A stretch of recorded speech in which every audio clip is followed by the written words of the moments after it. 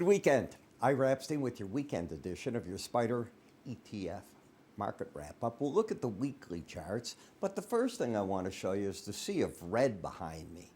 I mean, you had the metal markets up, the gold, a little bit of the GDX, UUP, everything else there down. Silver was up a tad. That's pretty much it in UNG. Now, you are getting follow-through tonight in some of the metals in the futures markets, and the reason for that has to do with President Biden putting out a new sanctions on two more of the Russian oil companies, one of the big boys, Gazprom, and 183 ships that are part of that ghost fleet that carry around both Iranian and Russian oil. And they're hitting everything right now. And why not? He's looking at it. Here's a president for you, for President Trump. Here's some inflation.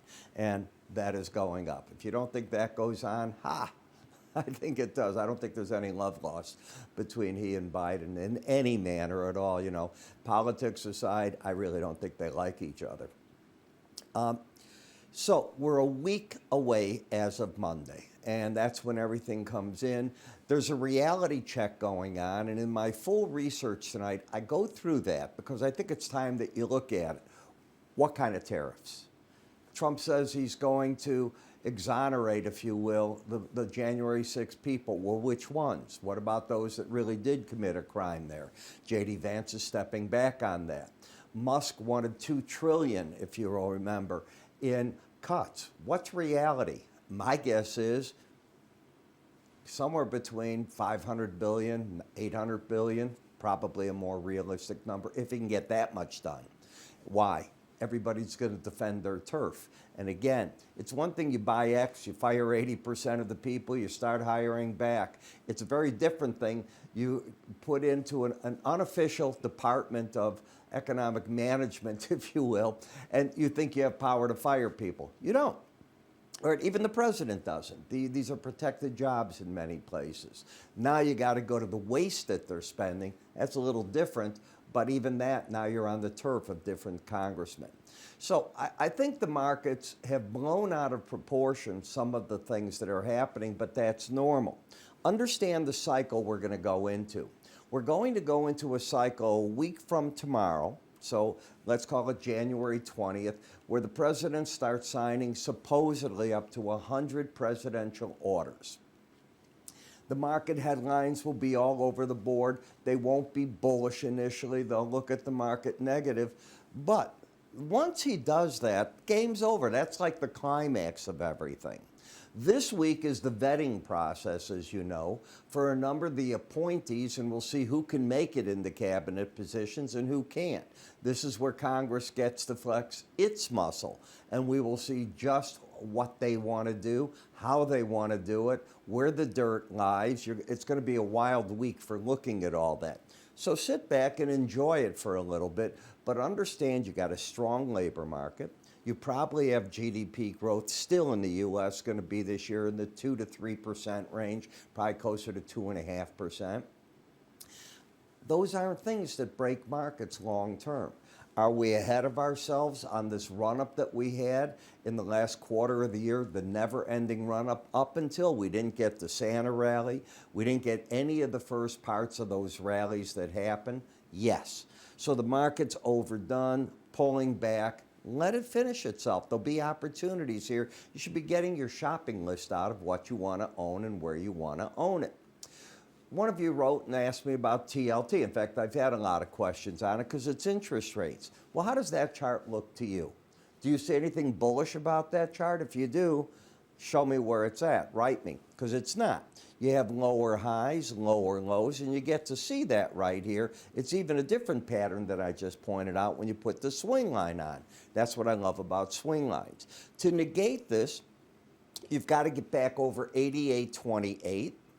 The resistance in the market is, and you're under the 18-week average, which is under the 100, which is under the 200. You're in a long-term bear market in moving averages. They're set up proper. So where might the support be? Well, why not the Bollinger Band?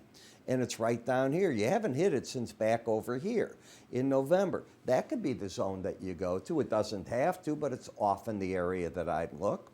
And you have an embedded reading. So I still think that the Bollinger Band, that 84.25 area, very live and well for a potential, which means higher rates still. Now, we'll finish up with Bros this week, and as you can see, Brothers, Dutch Brothers Coffee, new highs for the whole move. We started covering it here. It had that little bit of action, actually, daily charts, we started covering it more than that. Last week when we started covering it, you had an outside week up. The week before that, and you're starting to follow through. Netflix. It's one of those that I think the 800 level is going to be interesting. I do think you can get there. I've mentioned it in my daily reports to my subscribers when we do our morning videos that I thought that was an open number, and I still do. So the 800 level. MCHI, you know, I think China just lied. So we're going to have to wait and see what they actually do to make their markets come back. Their iShares still coming down. Why not target this low area? Until they do whatever they're going to do, don't believe when they just say we're going to do something. We know they're going to do something, but until they do it, they haven't done it. And they want you to buy into that they're going to do it. Country's in trouble. It reminds me of Japan many years ago, decades ago. In looking at what we've got in Home Depot, you still have lower highs, lower lows. So the market made a run for the Bollinger Band, couldn't quite get there. Missed it by $5, but it just came down from roughly the 435 area down there. It doesn't always hit that number. You could rally back and fight a battle at the 18-week average of closes, but there's nothing friendly on the chart other than it's oversold. In Meta, this is where the market should have its first real problems, the upper Bollinger Band. It did here. You backed off, so why not have the problem there again? You've also, in the meantime, corrected, past tense, an overbought condition, and the market's still looking to me healthy. This is one of the markets that I don't think is going to give you the big break that so many traders look for. In the regional banking, you have an outside week down. So the first support would be the closest main moving average or a Bollinger Band. That's 57.90. The low was 57.67 this week. So you went from the 18-week average made the higher high down there. Now the battleground is 52.81. Don't know if it'll get that far. This is the first zone that it's got to prove itself. We'll see from here, does it accelerate? In XLI, you're just letting go to the downside in the market. It's not doing anything very good here. It could be a candidate for 128.72. Admittedly, it's oversold, but I don't see anything yet that says the market's about to correct that at this point. On the energy, I look at the upper band, the lower band. You made this one swoop, and now you're due for a 50% correction or more. The fact that Biden is sanctioning Russian oil, the countries that have been buying that, if anybody that decides not to buy it, they have to buy Brent, they have to buy WTI, whatever the grade they need, and that's friendly oil, not friendly oil, if people pay attention to these sanctions. In the dollar, you have the higher high, then the correction. I still think you're coming back up here to fill this gap in the chart.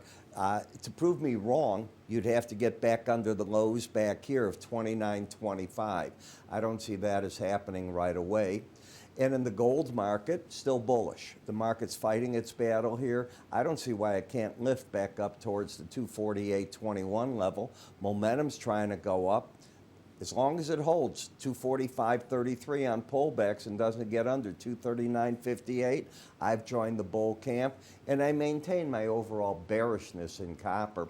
And that is simply because I look at copper, the need. What I do understand going on, and if you've gotten my newsletter, I keep reminding people that if you look at the London Metal Exchange and the U.S. futures, they're completely out of sync.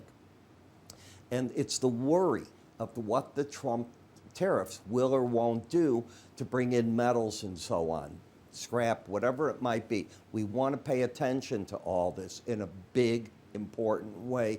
We'll have our answer probably by next Tuesday, a week from this Tuesday, as the bills start getting signed, and we'll see just what's going to be there, all right? So that's what I'd be paying attention to. We will be covering this in great detail, and the Linn people do a great job of this in all the different reports that cover so many of these markets. So Whether you trade the energies, the financials, any of these softs, the markets of the currencies and so on, we cover them in detail in this. They write the letter, I have my own letter, but it fills in very nicely with what I do, and I love the charting that they put out, which is the price count. So if you get involved in all this and you want to have an account with us, this is the information I think you want besides, obviously, my own. So how do you get it? You go and you can sample it if you haven't before. Just go to iraepstein.com. You'll see free offers in the top left. Give it a click. It's all in there. Or you can move your cursor at any point up here.